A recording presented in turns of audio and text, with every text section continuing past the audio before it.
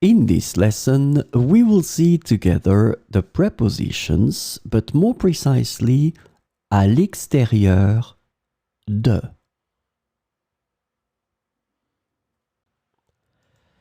So, of course, the first thing that we need to see together is what is une préposition? Well, a preposition is an invariable word which brings two words together. The second word is called complement, and it allows to specify the time, the cause, the place, the state, the manner, the purpose, or the matter.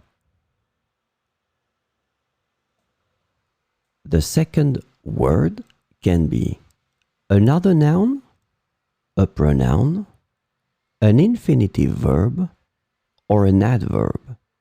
And last but not least, remember that this complement can also be a sentence.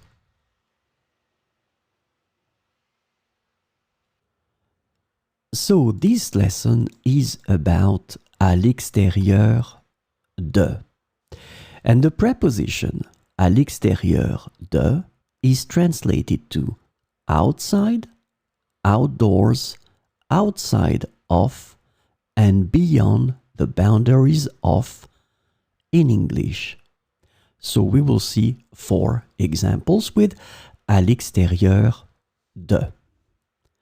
Les enfants jouent à l'extérieur de la maison. Les enfants jouent à l'extérieur de la maison.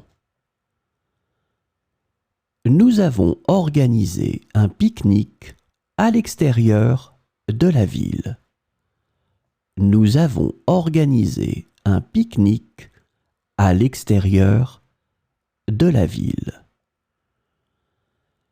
Il est assis à l'extérieur de la salle de réunion.